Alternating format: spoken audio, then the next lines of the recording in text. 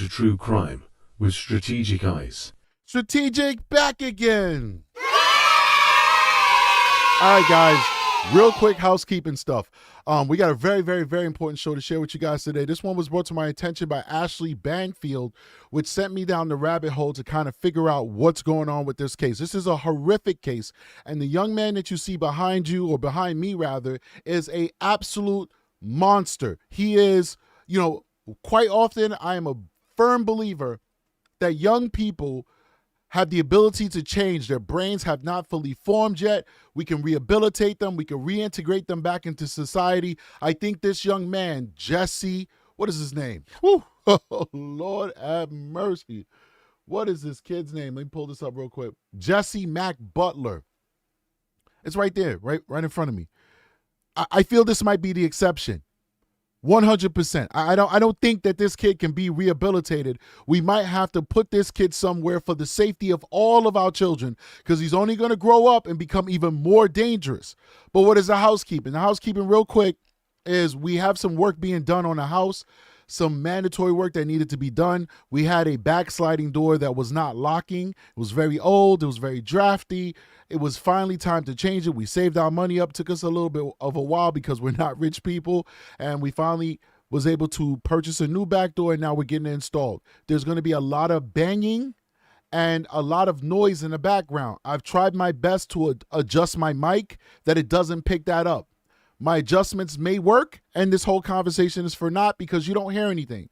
But if you do hear drilling, banging, knocking, or anything like that, understand there's construction work being done in the house. Now, that being said, I want to jump into this because we got another live coming for you guys today for D4VD. We got a lot of information on D4VD. We also have a lot of information on the Jacqueline Torres case as well. A lot of information on the Jacqueline Torres case. I might end up doing both those lives today because I'm going to be very busy come next week when I go back to work. I've been working this whole time, but I've been in training. And so it was easy, easy day, go to training, come back, do some shows with you guys. It was great. I was living a dream. 2 weeks I was doing that. Now, out of the pot and into the fire, ladies and gentlemen. So we're going to be busy as hell come next week, doing what we normally do, investigating X crimes and trying to bring justice to victims and be a voice for them. And it is what it is, right? So we might not be able to drop as many shows, so I want to drop as many shows as I can for you guys today. So we definitely have a D4VD show coming later on, and we might have another Jacqueline Torres show. I want to jump into this. Guys, let's let this Facebooker bring us in as to who this young person is, and then we're going to listen to Ashley Banfield as well so she could give us the details on this horrific case. Let's do it. I need you to stop and listen to this story because this predator's face needs to be everywhere. Now, these are his charges, and this story is going to fill you with a kind of anger and rage that you probably haven't felt in a long time. His name is Jesse Mack Butler, and he's 18, a high school athlete from Stillwater, Oklahoma, which is the same town where Oklahoma State University is. His dad, Mack Butler, is OSU's former director of football operations, and his mom, maybe even his sister, still work at OSU, and that'll matter in a second. Oh, and by the way, make sure to hit that follow button. So it sounds like he came from a good home. Unfortunately, they literally raised a monster. You're going to find out all the horrific things that this person did very, very soon. I didn't listen to this TikToker slash YouTube slash Facebooker, but Ashley Banfield goes into the details. So if this guy doesn't give us the details, Ashley Banfield is going to fill us in. Let's do it. He was 17. He was charged as an adult, facing 78 years in prison for SA in horrific assaults that left at least one girl hospitalized. One victim said that she told him no, and he choked her until she blacked out. Doctors say 30 more seconds and she would have been dead.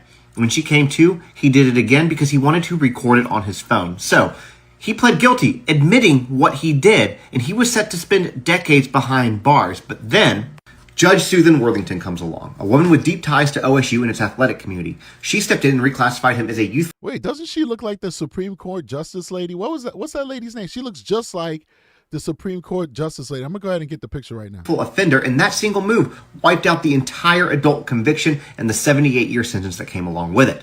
From there, he changed his plea to no contest, which still means he admitted to what he did, and the court found a factual basis for every charge. But how long did he get? Look at her. She looks just like Justice Kagan. Look. Oh, man. Sorry. Look, this is Justice Kagan. She looks just like Justice Kagan. It's like they're twins.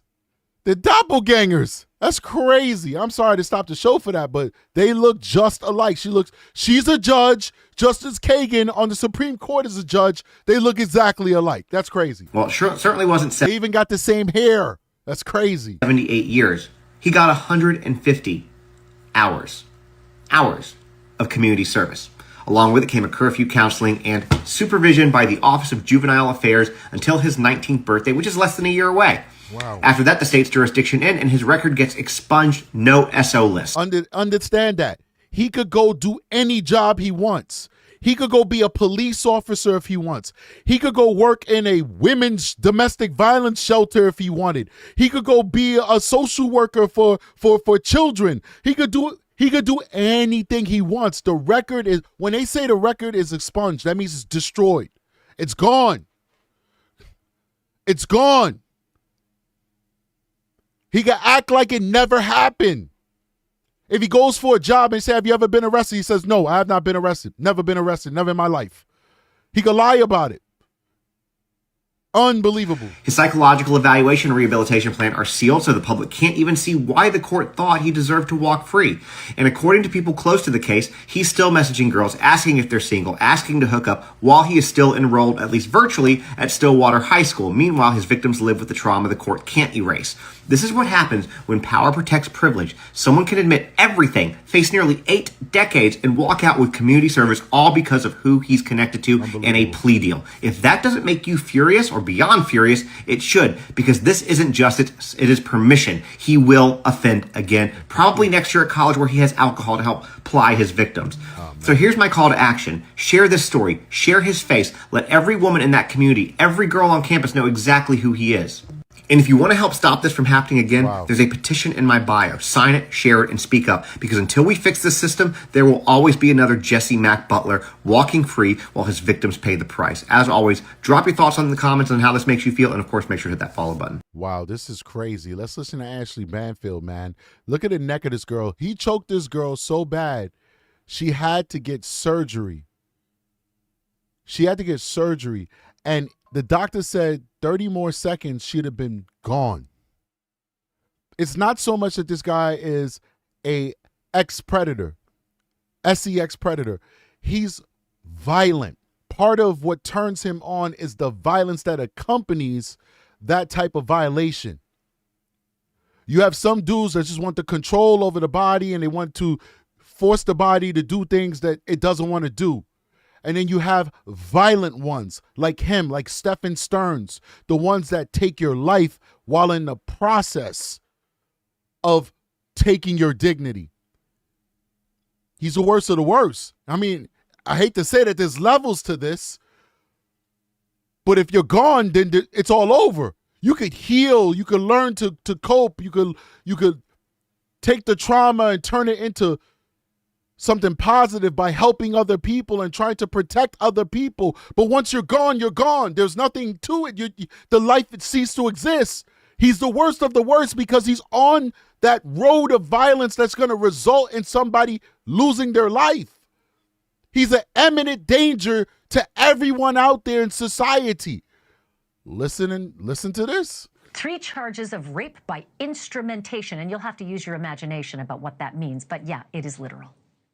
Now, I'm not from this state, so I don't know exactly what they mean about that, but I'm pretty sure they're talking about he's using other things to penetrate the victim.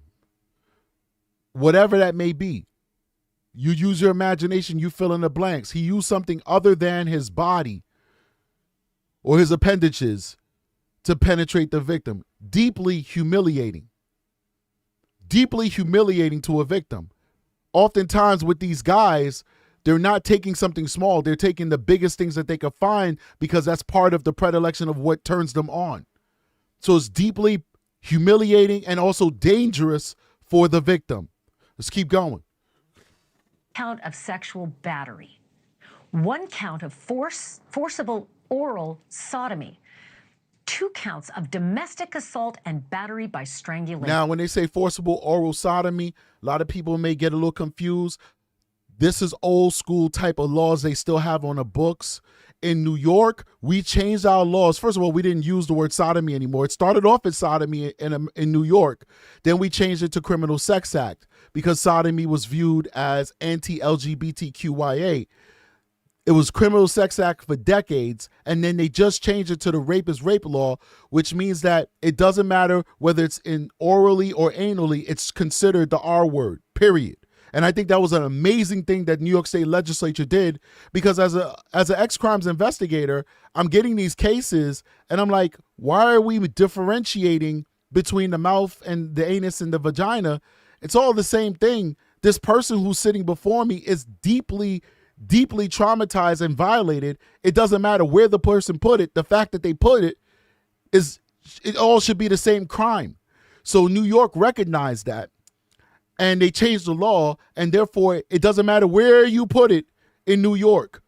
It's considered the R word, point blank, period. And I think that was it was not a progressive change. It was a logical change. It's not about politics. It's about what is right and what is wrong. If you violate somebody and you put yourself into another person, no matter what orifice you put yourself into, you have violated them, and you should face the harshest consequences, and you should be labeled an arpist. You know what I'm saying? And I think that was a really good change that New York State made. So that one count of forcible oral sodomy means that he forced her to give oral sex, basically. And in most of these states, sodomy is basically oral or anal. It doesn't matter. It's either or, it's interchangeable. Let's keep going. Come on. And one count of domestic assault and battery. And while there were even more and way bigger charges that the state likely could have thrown at this kid, like attempted murder, the two alleged victims and their families had every reason to believe that the wheels of justice were... Why I think I agree with Ashley Banfield. He should have got attempted murder because one of his victims, she was strangled so badly she needed surgery. This was not a strangulation to make you fall out. This was a strangulation to take your life. So the fact that they did not charge him with attempted murder is beyond me. I don't get it. Let's keep going. Hard at work on this case, both for them and for the accused, Jesse Mack Butler. And before I tell you what ended up happening, let me tell you why he faced those specific charges, what he actually did to those two girls. You should know that these details are extremely graphic. They are despicable, but they are critical to this story, especially when you find out how the judge came down in this case. So fair warning, trigger warning, what I'm about to list out for you is very uncomfortable to say and to hear. A police affidavit says a girl who's identified only as LS because she's a minor dated Jesse Butler for about 3 months, starting in January of last year. She was 16 at the time. Wow. And during that time, the victim said Butler repeatedly raped and attempted to rape her and would strangle her if she refused. The teenage girl needed surgery to repair the damage done to her neck by the strangulation. And her doctor told her that she would have died had that strangulation lasted another 30 seconds. The girl said that she gave in to Jesse Mack Butler because he threatened to kill her and he threatened to kill her family if she didn't give in. You know, aside from everything that's being said right now, what I'm noticing is these young people are engaging in these adult situations way too young, man. 16, 15 in ex relationships. Like we really 17 and up. You know, my daughter is turning 18 in another month. She's been amazing. I don't, kids have secrets. I don't know what her status is. I really don't care because she carries herself with such dignity and with so much respect that if she is, starting to go out there and do adult things, she's obviously doing it in a responsible way. I'm very proud of her.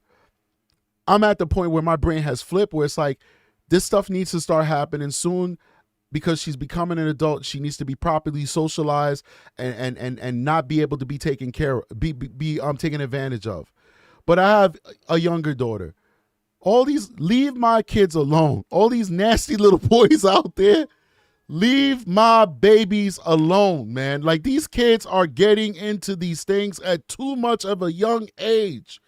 Leave my babies alone, please. Please, please, please, please, please.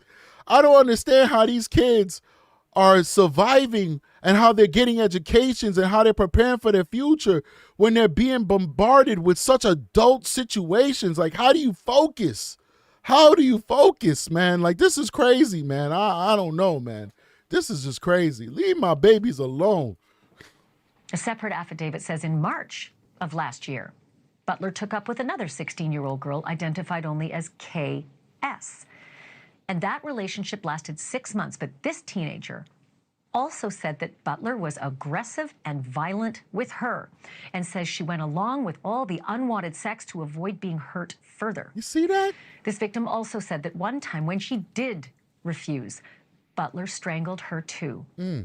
But get this, he recorded. This is like DV situations that you normally see in women who are like 25 and 35 years old.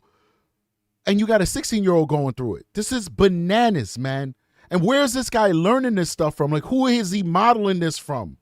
You know, is this what his father? I don't know. I'm asking questions. I'm not assigning blame. But is this what his dad is doing to his mother?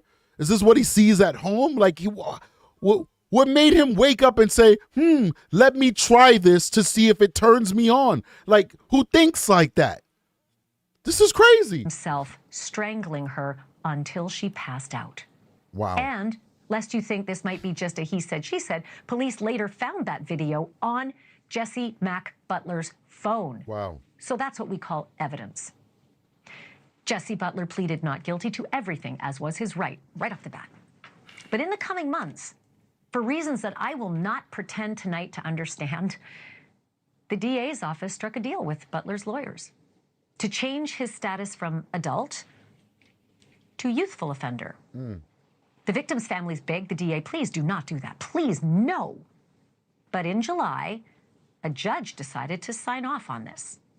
And in August, Jesse Mack Butler changed his plea from not guilty to no contest, meaning he knew there was ample evidence to convict him. And you should know that a conviction is the result of a no contest plea, right? That's what you get, convicted. By the way, I mentioned there were 10 counts before, but by August, there was one more. So the grand tally now stood at 11.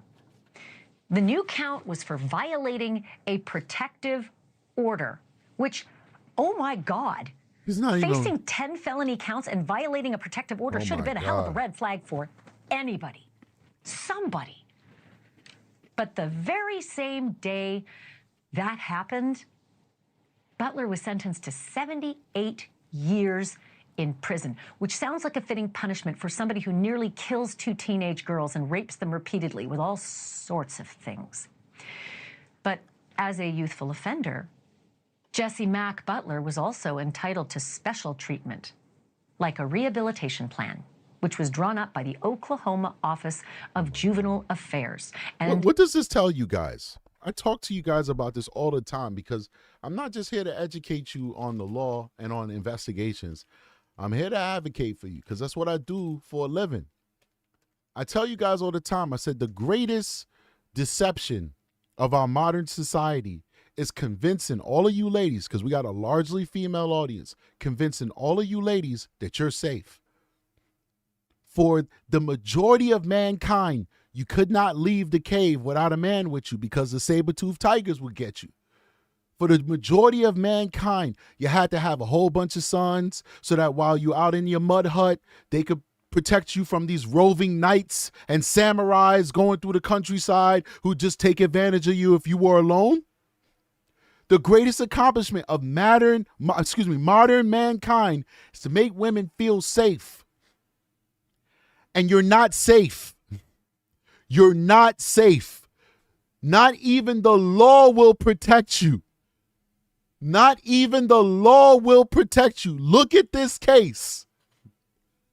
Look what this young man did to these women, these young women, these budding women. And look what his punishment is. Nothing. Nothing. I tell you all the time. I'm not some man hater. I'm not a feminist. Believe me, I think that's got its own problems too. But I tell you the truth, the greatest threat to your existence is a man just like me. The greatest threat to your existence. Not all of us. I'm not going to hurt you. I prove it every day. I go to work. Not all men are dangerous. But the greatest threat to your existence when you're walking home, drunk from the bar, 3 a.m, and you think nobody's going to do anything to me, this is America, is a man. Is that man that just walk right past you.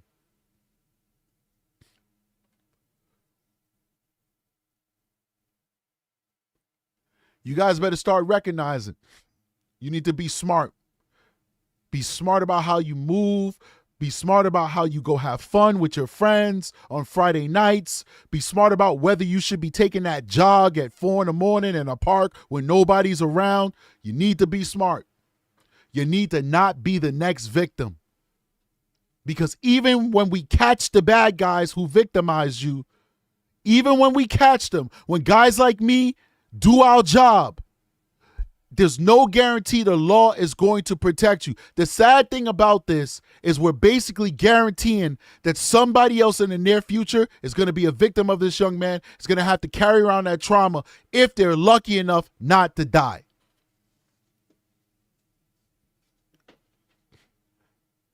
Sad. And who do you blame? Because the person who had the power to protect you from that monster looked like this.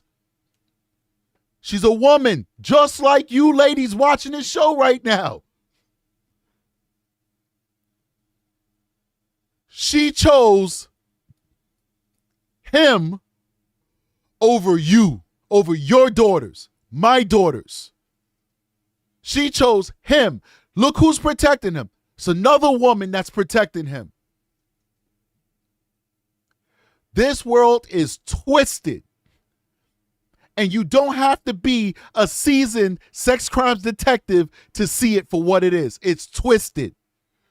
Protect yourselves, ladies. Educate yourself and protect yourself, because nobody else will protect you if you're not protecting yourself. That plan was presented to the court last week. This new punishment called for daily check-ins, weekly counseling, a curfew, no social media, and 150 hours of community service. Oh my God. Bam. Basically, they punished him the way his parents were supposed to punish him. They grounded him. He raped 2 girls, abused them, choked them, almost murdered them, and his punishment was a grounding. His punishment was a grounding. They really brought down the hammer, huh? 150? Oh, that's like 3 weeks if you work really hard. This new plan is scheduled to stay in effect until Jesse Mack Butler turns 19. And that, my friends, is less than a year from now. So, wow, long punishment. Thank you for watching. Subscribe below and download our news. Sad stuff, man. I wanted to bring that to you guys' attention. I saw that on Ashley Banfield. She's amazing. I love what she does. I love the way she presents her cases. It is what it is, man. All right, I'll see you guys on the next one. I got to get ready for this live that's going to come out a little bit later. We're going to be doing a D4D update, and we'll also be doing an update on, excuse me, the Jacqueline Torres case. You guys be well. Make sure you hit that like button. Support the channel so we can get into that algorithm and channel could grow. See you on the next one. Strategic is out of here. Peace.